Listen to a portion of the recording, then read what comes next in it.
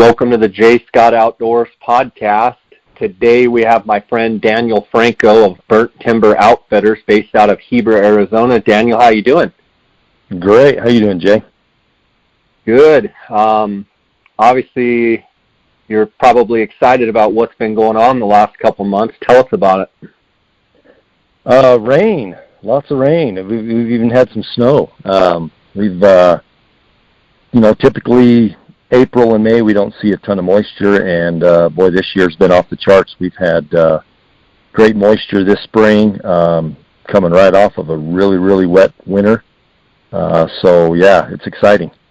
It's exciting to think of what might be here in a few months come this fall. So I think with the little snow that we got this morning, I think that makes 11 days of measurable precipitation in the month of May.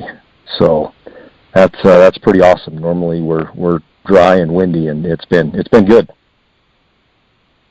Daniel, obviously today with the regulations coming up on June 11th, the deer applications being due, we're going to talk about deer, but I can't help but just have you on the phone and talk about,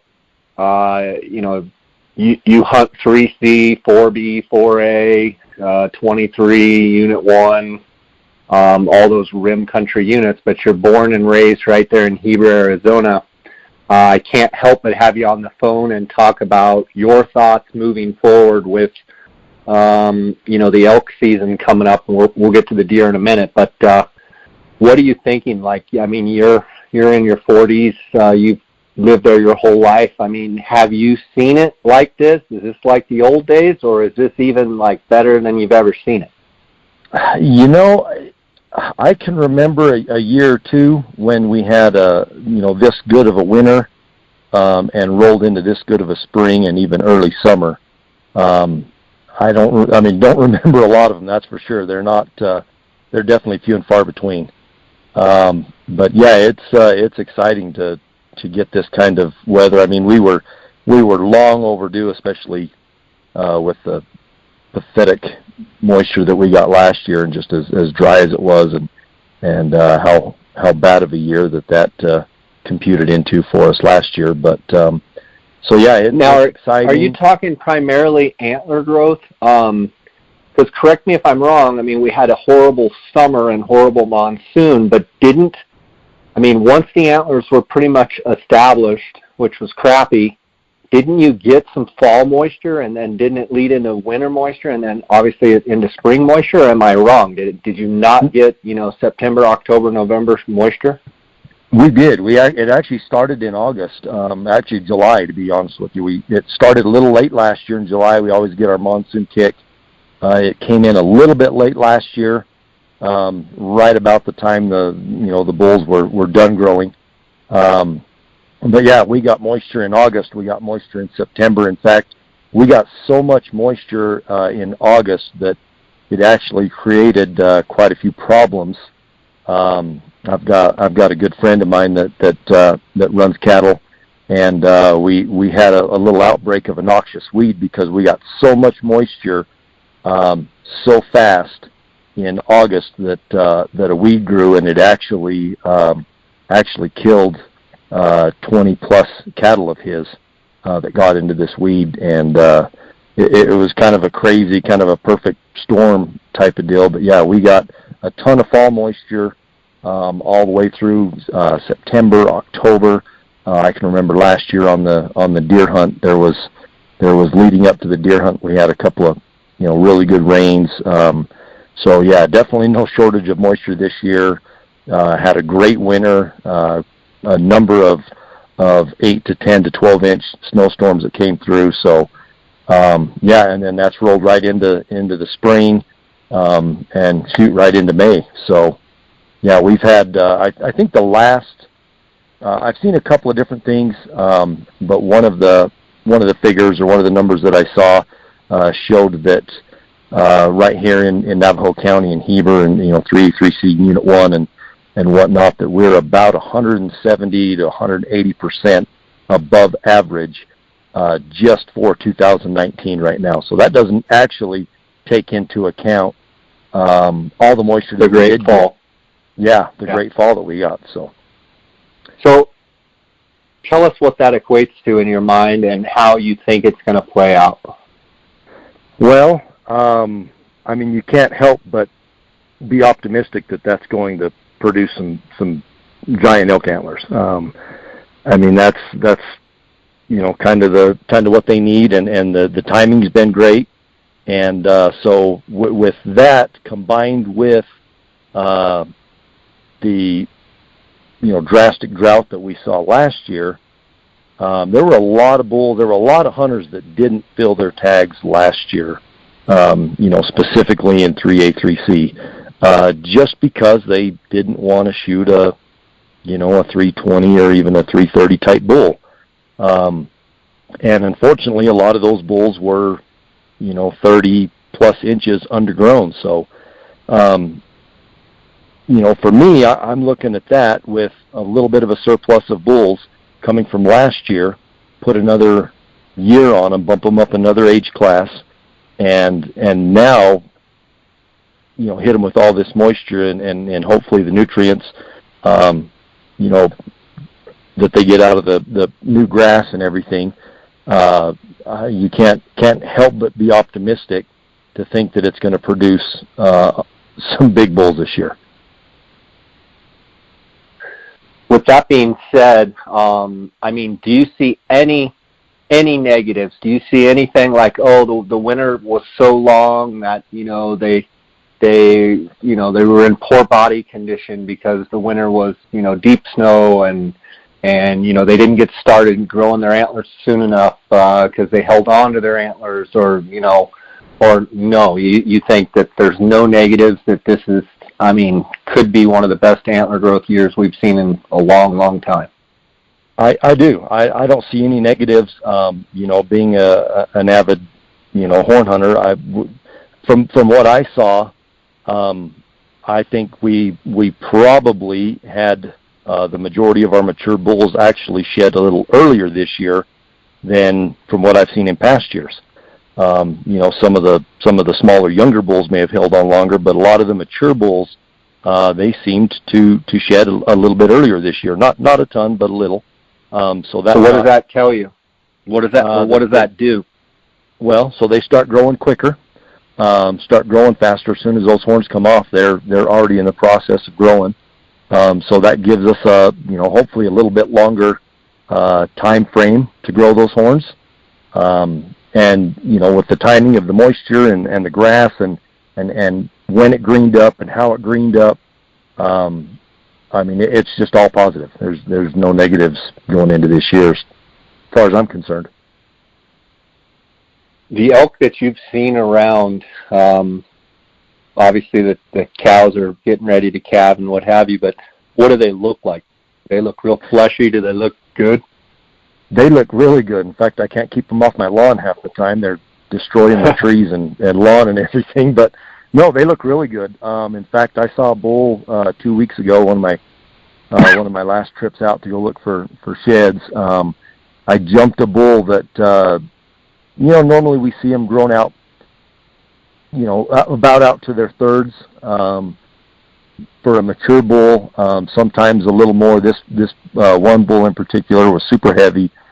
He was already clear past his fours, his royals or sword points, and had already forked back to his back end, starting getting ready to start to fork on his G5. So that was nice to see, and he was a big bull. He was one of the big boys, and a lot of the other bulls were past their thirds, getting to their G4s.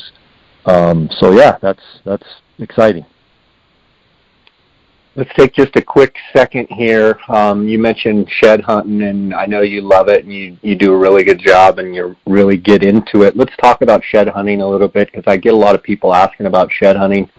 Any tips that you'd give people in trying to find areas where bulls shed their antlers, as far as, are you looking at ridge tops? Are you looking in the bottoms, certain vegetation level? Is there any tips that you could give people out there that, you've learned over the years of, look for this, look for that, and, anything like that? It really depends on the area. I mean, I can, growing up in Heber, we spent a lot of our time shed hunting in Unit 4B and 4A.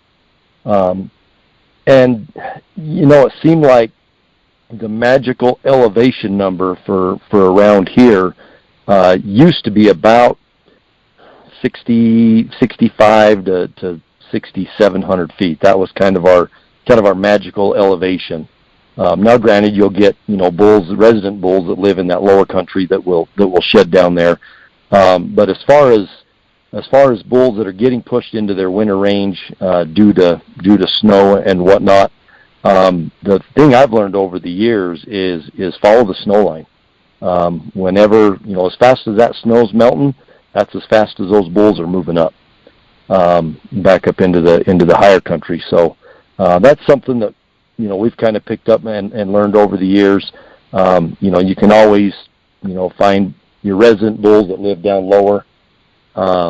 You'll find horns down there, but typically, especially with migrating bulls, kind of follow that snow line. I'll be honest. I've been up in Unit 1 and 27, and I've found horns as high as 9,000 feet.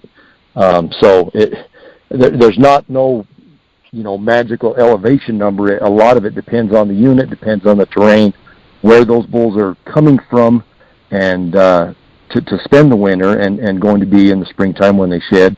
It all kind of plays in. So I personally prefer the ridge tops because it's easier walking.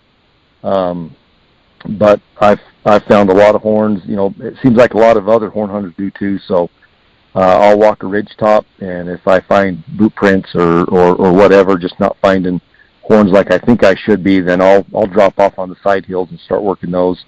The biggest thing is just if you can scout, that's a huge plus. Try to find out where they're spending their time. But you almost kind of have to walk everything because they travel a lot more than what people think in the springtime. A lot of people think, they're getting ready to shed, they're going to stay right here. Well, that's not the case. They will travel quite a bit in the springtime. So you almost just kind of have to walk everything, look for the elk sign, and put as many miles on your feet as you can until they want to kill you, and hope to get lucky. When you're kind of gridding back and forth, do you actually use, mapping GPSs or anything like that, Onyx maps? Do you use something where you know where you've covered, or do you just kind of zigzag up and down and, do you follow a certain pattern or anything, or you just kind of go by feel, or how does it work? Kind of by feel. A lot of stuff, if it's open enough terrain, you can kind of work it without needing to map it. When I get into that thicker, pinon cedar country, I will use my Onyx maps to know kind of where I'm going. And most of the time, you just kind of look at the terrain and look at the, kind of the trails that are there and the tracks that you're seeing, and just try to follow their tracks and kind of walk where they would walk if they're in that country. Try to avoid the big nasty thickets, even though we've picked up horns in some of that stuff. A lot of times they'll walk through the manzanita if it's not too tall, but a lot of times they're going to take the path of least resistance. And so it's just you just got to get a feel for the country where you're walking. And my best advice would be follow the trails and follow the sign. If there's a side hill that's really beat up, work it really good. Grid it back and forth, up and down, and more than likely you'll start picking up some horns. Let's talk about this elk season you have coming up. Obviously, you're optimistic about the antler growth. Where are you guys going to be spending most of your time, you and your guides? So we're going to be spending pretty much the majority of our time in 3A, 3C. We do have one of our guides' wife drew a Unit 1, and then a really good friend of ours also drew Unit 1. So we'll have a couple of guys up in Unit 1, but all of our clients are in 3A, 3C this year for the archery and the early rifle. We've talked about before this early rifle hunt is actually in front, excuse me, in front of the archery season. And we've talked about, I think you talked about big bulls potentially holding up on the res. What have you told your guys as far as expectations for the early rifle hunt and then the archery hunt? Off the top of my head, I can't imagine that, the last week of that archery hunt, just a bugle fest, that's my opinion. What are you thinking? I agree. I mean, the early rifle, I think, could be really good, and it could be a little early. I think we've talked about on prior podcasts. It seems like there's been times where we have big bulls that don't start showing up until that couple of days right before the peak of the rut. So that could play a little bit of an issue in that early rifle hunt. But I think with the lack of hunting pressure, with there only being 25 tags, I think that's going to make a difference. I think a lot of those bulls not hearing the vehicles that they normally hear and not, having the hunting pressure that normally exists during that time because of the archery hunt, I'm hoping that'll kind of entice some of those bigger bulls to come over a little earlier. So, and as far as the archery hunt's concerned, because there's not a ton of that pressure early on, I definitely think that it's going to be just an absolute bugle fest because they're going to be able to get started. They're not going to be pressured. They're not going to get shut down. And so when that archery hunt starts, it's going to be just a madhouse, just bugle mayhem. It's going to be phenomenal. My biggest concern going into this year, the archery season, is that archery hunt runs through the 3rd of October. Typically in 3A, 3C Unit 1, our rut tends to peak about the 22nd through the 25th. So there is that little bit of concern that I have in the back of my mind about broken points and about fighting that will take place during that peak that I'm concerned about. So towards the end of that hunt, broken points could be an issue. I'm hoping with the moisture we're having that prevents elk from having brittle horns and they don't break up as bad as we've seen in past years when it's been dry. So, what are your predictions as far as size of bulls in 3C? Kind of average, good solid bulls, and then what do you think the top end will be? I mean, you think there will be some 390, 400-inch bulls taken, or you think that's, probably pushing it a little bit? What are your thoughts? I think it's got the genetics. I think the kicker is with that, like I said earlier, with there being so many bulls that got passed on last year, that were mature bulls. Say they were, 5 or 6 year old bulls that were 30 inches undergrown. There should have been 350 bulls that were 320.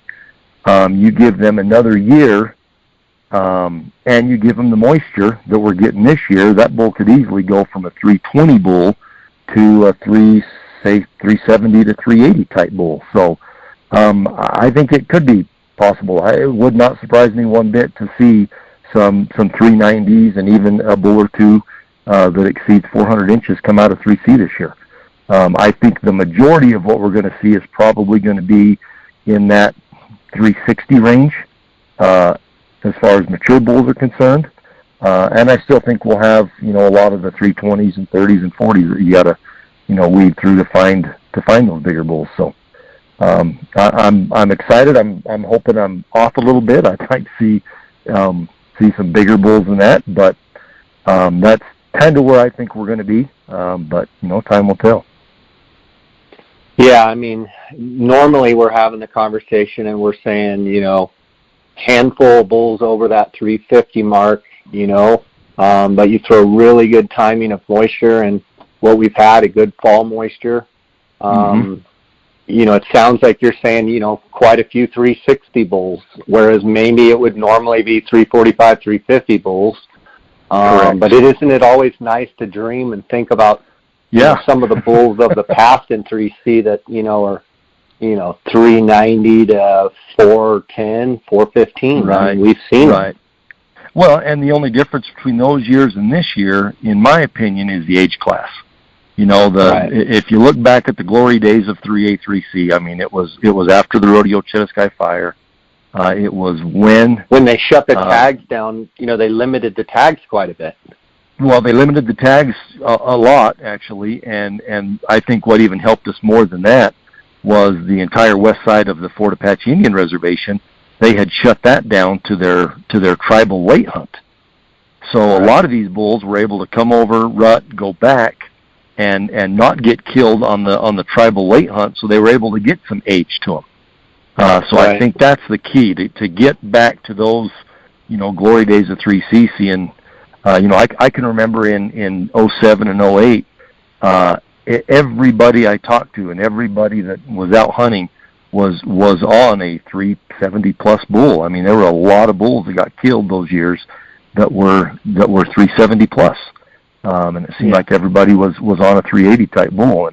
And so I think that's the key. You get the moisture, we've got the genetics. It's a matter of getting our age class up, and that will increase the quality. Seems like I remember I think it was 2004, a couple blind squirrels come up there and shoot a 420 something bull right out of Daniel's backyard. Couple of city slicker flatlanders slickers come up, and a couple blind squirrels found a big old giant in Daniel's backyard. And as far as I know, that is still the biggest bull to date to come out of 3A3C. So congratulations. Well, here's your trophy. So exciting stuff for elk. Looking at these deer regulations and looking at the general deer in 3C, it looks like November 25th through November 3rd, 3A, 3C, 100 antler deer tags. One thing I'll point out to you, I don't know if you know, Daniel, but the moon is going to be new on the 28th. So those 3 days before and 3 days after, basically this entire hunt, it's going to be dark. I did know that. I looked at that. And I think you said November, but it's actually October. Yeah, sorry, October 25th and November 3rd. Correct. Let's start out with how much do you think having a dark moon? You've been on that hunt a bunch. You guys have killed some phenomenal bucks. How much do you think that will actually help and make the hunt better? It's going to help a lot, and I'll tell you why. There's only 100 tags, but to be honest with you, it feels like more than that when you're out there hunting in 3A, 3C during that rifle hunt. So, a lot of these big bucks, they're smart. There's a lot of roads in 3A, 3C, which doesn't help. There's a lot of, people on the roads. There's that general cow hunt that takes place just before the deer hunt. So they basically get pressure starting from the beginning of the archery deer hunt all the way through, even though they're not being, chased personally. There's just a lot of people, a lot of pressure. So those big bucks, they're not dumb. I mean, they don't get big for being dumb. And so a lot of times when you do have a moon, they're able to go nocturnal. They're able to stay bedded, clear up until right before dark. They get up, they feed all night long, and they're bedded by first light, which makes it really hard to glass up, especially with the burn, the old Rodeo Chetaskai burn, growing back up and all the new growth that's coming up. It's getting pretty thick. So those bucks are able to basically completely avoid people when there's a moon during that hunt. So by going to a new moon this year, we'll have the dark of the moon. They're not going to be up feeding and moving near as much with it being that dark. So that's going to help in picking them up first thing in the morning and before dark, getting eyes on them and being able to, utilize that and put a stock on them. So that's a really good point. I want to take just a quick second here to thank the sponsors of the podcast. I want to thank GoHunt.com. Cody Nelson, my friend of 20 plus years, is the optics manager. I call him the glassing guru. If you guys have any binoculars, spotting scopes, rifle scopes, tripod, anything to do with glassing, if you're looking to purchase any new optics, give Cody a call. He's promised me that he's going to take care of the J Scott Outdoors listeners. You can call him at 702-847-8747. That's extension 2. You can also send him an email directly at optics@gohunt.com. I'll also link this up in the show notes. I want to thank GoHunt for their sponsorship. I also want to thank KUIU, that's KUIU.com, KUIU Ultralight Hunting. That is the hunting gear, the clothing, the backpacks, all of the gear that I wear on my hunts. Go to KUIU.com to find out more about that. I want to thank them for their sponsorship. Canyon Coolers, based right out of Flagstaff, Arizona. Canyon Coolers, if you guys are looking for a cooler, use the JScott19 promo code. You're going to get a 10% discount. Also, phonescope.com. That's the digiscoping device that I use on my phone. If you go on my Instagram page, all of the videos and photos that you see of animals, that's all through Phonescope. Go to phonescope.com. Use the JScott19 promo code. You're going to get a 10% discount. And then onxmaps.com. You hear Daniel talk about using OnX. I use OnX. Pretty much anyone I know that's a serious hunter use OnX Maps. If you don't, you can save 20% by going to onxmaps.com. Use the JScott19 promo code. You're going to save 20% when you sign up. It's got an awesome feature there on your phone. It's an app on your phone. You don't need to carry a GPS anymore. It's got the private versus the public land overlay. It's got the aerial. It's got the topo. It's got the hybrid. It's got the breadcrumb feature, that follows your track. To and from. You can import, export out of the Google Earth. They also have a desktop feature on onxmaps.com where you have all your data stored on your desktop. Only you have the password to it. And then you can go on and put plot points and, search on the aerial on the desktop and put it right. As soon as you put it on the desktop, you just turn on your phone and it's automatically transferred over onto your phone. It's an incredible app. Go to onxmaps.com, use the JScott19 promo code, you're going to save 20%. Okay, Danny, we've talked about the moon with 3C, with these deer. Let's talk about years past. You guys have had some phenomenal years in 3C with some really good bucks. It seems like maybe last year, obviously, the antlers for elk and for deer were not as good. I don't think you guys did near as well last year as the year before. You talked about it with the elk. A bunch of elk did not get shot. Does that play the same thing with the deer in that, were there deer that did not get harvested? You throw another year on them, and do you think that this could rival 2017? You guys, 16 and 17, you had, shot some really good bucks. Talk about that a little bit. I think so. I've gone back and looked at, our deer quality on years when we had good elk antler growth, and kind of compared, back and forth between the elk antler growth and the deer antler growth, and obviously they're hand in hand. 17 was a good year for both elk and especially for deer. 16 as well. The years that it seemed like that we struggled to find big bulls, it happened the same thing. We struggled to find big deer. I was pretty optimistic going into last year based on some of the bucks that we had left behind. We did start to get some of those monsoon rains that I thought would help the deer, and especially with all the rains that we got in August.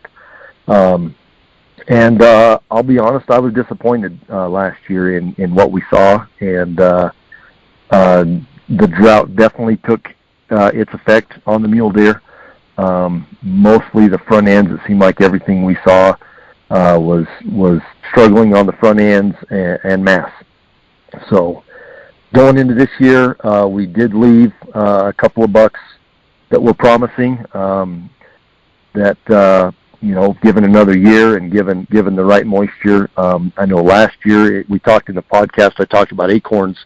I was hoping we were going to get an acorn crop last year, and we didn't.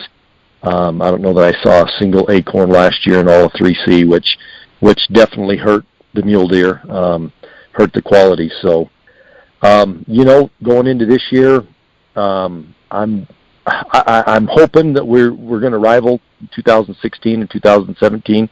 It seems like, just personally, something that I've noticed, it seems like the elk definitely rebound a lot quicker from droughts than what I've noticed in the mule deer. It almost seems like to me that the mule deer, almost take, 2 good years to really rebound and turn around and bounce back. I think of 2009. It wasn't hurting as far as moisture was concerned, but for some reason, the elk didn't rut in 2009. The antler growth was down a little bit, and that kind of hurt, and we saw that as well in the deer. Yet in 2010, antler growth was up for the elk. Everything was, they had a really good rut. Everything seemed to kind of be going with the flow, and in 2010, that was another banner year for us where we killed a number of really big bucks. So I kind of look at that and kind of compare that to, just previous years, and I'm hoping for, a substantial change in the quality this year in 3C for the deer. So, Daniel, how long has it been? I remember there used to be I believe there used to be a youth rifle hunt, and they wiped out you guys wiped out, shot some pretty good bucks on that youth hunt. How many years now has it been where that youth hunt hasn't been in front of the general rifle season? So I believe they did away. I know that it was in place in 2010 because we killed a couple of bucks in 2010 on that junior hunt. I believe it was either 10 or 11 was the last year that they did that junior hunt before the general deer hunt. Okay. So there's been plenty of time for it to really show its effect, but it really hasn't. I'm sure it's helped, but and then to the archers, it looks like there's 75 tags for the archers, I believe. I mean, is that 3A, 3C archery hunt, is that a very good hunt, or is it extremely tough? It's a really good hunt if you want to chase bucks all day. If you're looking for a giant, it's not that great of a hunt. The odds of killing a 200-inch deer on the archery hunt in 3C are extremely slim. I can think of, off the top of my head, maybe 2 bucks that have ever been killed in 3A, 3C on the archery deer hunt. And both of those have been since they did away with that junior hunt and have turned it to an alternative management. It's a great hunt. You'll see a lot of bucks, and a lot of solid bucks. If you're, typically, you can chase, 160, 170-inch deer almost every day on that archery hunt. So definitely can be a fun hunt if you love to bow hunt, love to chase mule deer. It's primarily spot and stalk. Get up glass, find the bucks, devise a plan, and try to get within bow range of them. So, the biggest issue with that archery hunt, and I think I've mentioned this on the podcast as well, our deer here are later than your Utah and your Colorado and even your Arizona strip deer and kaibab deer. They rut later, which in turn means that they hold on to their antlers a little later. Their growing period starts later, and they rub quite a bit later. But because of that, by the time that archery hunt starts, our deer are still growing. Whereas on Utah and the strip and some of these other places, towards the end of their archery hunts, the bucks start to rub. Our bucks in 3A, 3C typically do not start to rub until the end of September. Okay. Daniel, when you were a kid, correct me if I'm wrong, when there wasn't as many elk, can you remember as a kid just giant deer and just deer everywhere? And there's no doubt that the elk have really, yes, 3C is an alternative management unit, but correct me if I'm wrong, when you were a kid, when there was not as many elk, there were deer everywhere. There was. I mean, I can remember, archery deer hunting as a kid. In the 8th grade and going into high school. We would go out in the morning and just drive roads. I mean, that was all we did. That's kind of how we learned to hunt, was just drive roads, see a deer, jump out, fling an arrow at it, go grab your arrow, get back in the truck, and keep going until you found another one. I mean, it was pretty common to get 2 or 3 shots in the morning at bucks, because there was a lot of deer. I can remember as a kid I believe I was in junior high, and we were actually out deer hunting with a friend of mine on a rifle deer tag, and we drove up on a group of elk, and I remember thinking, I remember being impressed, because it was some of the first elk that I had ever seen. I may have been in grade school. I don't recall exactly, but I remember seeing them and thinking, wow, that's an elk. That's awesome. Because it was 3C used to be, primarily a deer unit. It used to just be full of deer and very few elk. And boy, that's changed. Yeah. All right. So will it surprise you if multiple 200-inch buck come out of 3C this year? Or yes. Do you think that's pushing it? It would surprise you. I think that's pushing it. I mean, we do have the genetics, kind of falls in line with the elk. I think we've got to get the age to get these bigger bucks to break that 200-inch mark. I mean, the best I can recall, and I'm just kind of pulling this number off the top of my head, but I can only think of probably 7 or 8 bucks over 200 inches that have been killed in 3A, 3C in the last, I would say 10 or 12 years. Okay. It just, we that don't kind of have the genetics. Perspective. Right. Yeah. We don't have the genetics of the Arizona. We're not the Arizona Strip. We don't claim to be. We're not that good. Sorry. We're the Kaibab is a great unit. Their late hunts are phenomenal. I would put it up against their early hunts. In fact, in looking at harvest data and everything, 3A, 3C actually has a higher success rate. And from what I've seen, I would say our quality is as good, if not a little better, than the early Kaibab hunts. But as far as 200-inch mule deer, it's there's not one behind every tree. There's some here, but they're hard to find, and they're even harder to kill. Yeah. While I have you here, I'm going to ask you about a few units because I get a lot of people wanting to know about different units. They're like, I want to hear something other than the Kaibab, other than the Strip. Okay, so we're talking about 3C, but let's talk about Unit 1, and I'm going to go through them here. I'm going to talk about 1, 4A, 4B, maybe 2A, 2B, 2C if you know anything about that, and then 27. So let's just start with Unit 1. Well, before I get to that, I noticed that the 3A, 3C is any antler deer. That is correct. I assume most of the deer are mule deer, and I'm trying to think, I've seen a few whitetails, coos deer in 3C, but very few. Is the reason, do you know many people that shoot a coos deer during the 3C, general season? Very, very, very few. It seems like every year we may hear of one. Okay. Not very often. In all the cameras and stuff that we've ran over the years, we have 2 different salt licks that actually get coos deer on them regularly. Otherwise, I would assume that coos would be like right on those rim edges and stuff. The areas of 3C where it's right along the rim, you might get some of those coos deer right there on those edges. Right along the reservation. There's actually quite a few on the reservation. I've talked to, some guys that know some of the Indians that have hunted their deer hunt over there and have killed, some bomber coos deer, some 120 type coos deer.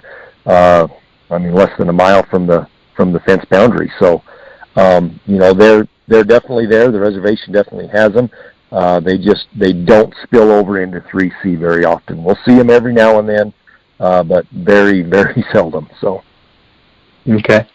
Let's talk about Unit 1 for deer. Is it known for very good deer hunting or not? It could be. After the wallow fire, we really saw an increase in the mule deer in Unit 1.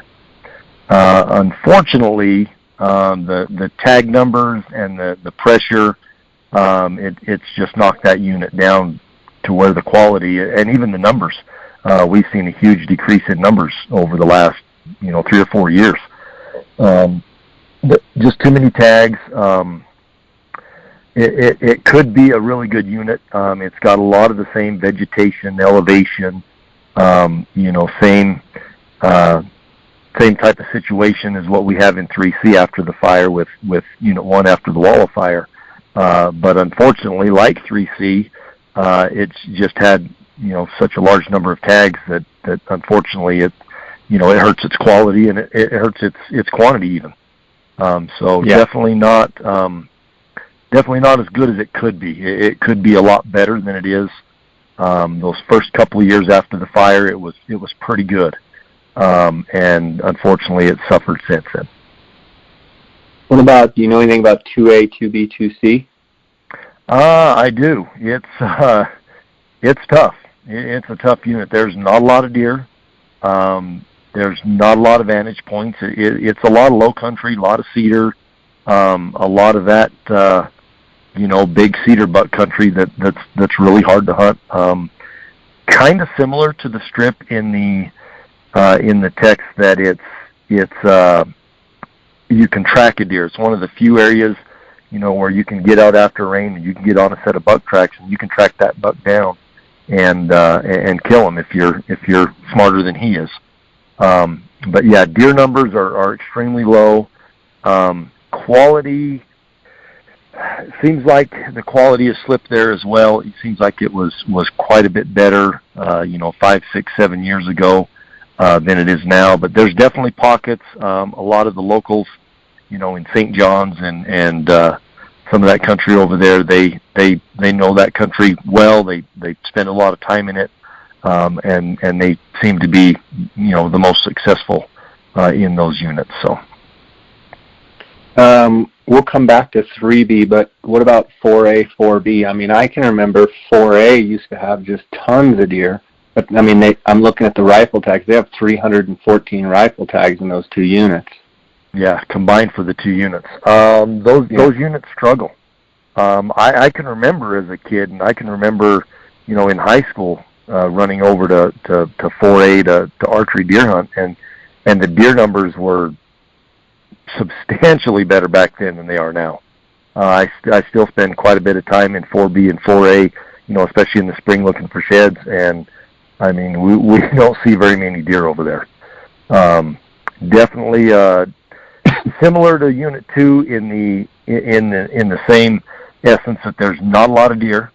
They can be really hard to locate, but it's not impossible to locate some good bucks. There's, in a lot of that, northern flat cedar country, there are still some really big bucks in both 4B and 4A, but they're few and far between. They're hard to find, and like I said, they're hard to find and even harder to kill. But there's some deer, but overall, generally, very few deer.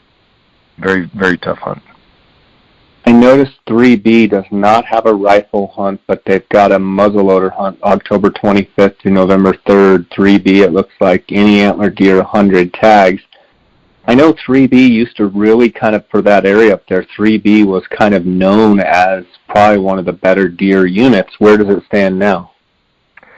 3B, so it's one of those units that is actually a designated muzzleloader unit. They don't have any rifle hunts in that unit for elk or deer. And so that's helped by making it, a primitive weapon unit. That has helped the deer numbers. The lower country definitely produces the better quality. Same story, fewer deer, harder to find. But if you can find those pockets of bucks, you can kill some pretty good bucks out of there. I've seen a few bucks come out of there these last 4 or 5 years that are good solid bucks. Bucks that are encroaching that 180 mark. Seems like the higher country of 3B, a few more deer, but the quality isn't there. So it's kind of got that diverse terrain between all the way from the high country clear down to the cedar flat low country. And based off of what I've seen and from my experience out there, the low country produces the better quality, the high country produces the quantity. And you've got Unit 23 that's close to your house as well. 23, it looks like November 1st through the 7th, and there's 550 mule deer tags in 23. What are your thoughts on 23 mule deer? You couldn't give me that tag. That's my thoughts. It used to have as many as 650 tags. I'll be honest, I don't think there's 650 mule deer in 23. I mean, you spent a bunch of time in that unit. I don't know if I've seen that many bucks in the unit. That's pretty few and far between. Grossly overhunted, which is sad because there again, I think it's got potential to be a lot better unit than it is. And I think the other thing you've got to look at is they also have a junior hunt in there that starts around that second week of October that I believe is 125 tags. In my opinion, that's the better hunt. You get first crack at those deer. It isn't any deer, so you can actually shoot a mule deer or a whitetail on that junior hunt, whereas the rest of the hunts are broken down into mule deer specific or whitetail specific. Right. So in essence, there's over 1,000 tags, deer tags, in Unit 23 for both mule deer and whitetail. Which is easily more, in your opinion, more mule deer than even exist in the unit. Absolutely. I mean, I spent a lot of time in 23, and I mean, I've seen more whitetail bucks than I have mule deer bucks. I mean, that's just, it's kind of sad, but that's a tag where if you came up and said, "Hey, here's a tag. It's not going to hurt your points. Just go have fun and go hunt," I wouldn't take it. I'm one of those guys that when I hunt, I want to be, and I don't mind other hunters and hunting pressure, but I mean that's way overboard. That's getting ridiculous. So that to me, that takes the fun out of it. Yeah. If I want to go bump into a bunch of hunters. Yeah. If I want to go bump into a bunch of hunters, I'll go to the hunting expos and the SCI shows. Want to go talk to other hunters. If I'm hunting deer, I want to hunt deer. So that's my 2 cents on the unit. Yeah. Daniel, it's always awesome having you on the podcast. You got any tags that you've drawn or anything that you're eyeballing from a personal standpoint? Any animal across the West that you're eyeballing or think you might draw or already have tags in your pocket, or you mainly just focused on guiding this year? I have 0 tags in my pocket at this point. I don't want to jinx myself, but I would really, really like a desert sheep tag, but I doubt that's going to happen. But you're not going to sit and wait by the mailbox for the tag, are you? No, I'm not. I'm a realist. And I'm not even going to hold my breath. I'm not even going to probably check because I know I'm not going to draw. But nope, nothing this year. So yeah, we're lined up pretty solid on guiding this year. So we'll focus on that and kind of looking at maybe next year. I'll have the points. Me and one of my other guides. We're kind of taking it day by day, but potentially looking at possibly doing the 3C rifle tag next year for myself and Jay Lewis. So might do that next year. We'll kind of see how this year plays out and go from there. Otherwise, I'll continue to fly for the Arizona Strip. There you go. I'm up to 18 points now, so at least I'm slowly but surely getting closer. But I was looking at the Go Hunt odds. Yeah, I mean, I really hadn't looked at the Go Hunt odds that seriously. And last night I was just kind of thumbing through, just going through, looking, and I'm like, I got 18 points. I wonder if that even. And I look on there, I'm like, wow, it says 18 points as a resident in 13A, that I'm 100%. Mm-hmm. So I text Rimza, I'm like, hey, it says 13A, because I talked to Breck yesterday, and I did a podcast with Clay the day before, and Clay Bundy the day before, and Brian's like, yeah, but think about all the people that didn't apply last year that will jump into the draw this year. Yeah. He's like, you don't have a chance. I'm like, no, thanks for bursting my bubble. And then, ironically, it said 67% for 18 points as a resident for 13B, and I'm like, well, since I have, I'm thinking 67%, that's starting to get pretty good. He's like, yeah, that's going to get skewed, because he said people will jump in that, were sitting on the sidelines last year. Oh, yeah. But at least I can start thinking about it. Like, I have, I'm starting to get to the point where I'm getting a chance where at least I go check the mailbox. Yeah. I mean, it's been where I don't even check anymore. Yep. So Dar and I were actually looking at that the other day, and in the max pool in 13B, if everything follows suit, with 20 points, you've got about a 30% chance of pulling the tag in the max pool. Yeah. So there's reality for you. Like I said, I'm a realist, and there's your reality. Yeah, totally deflated my.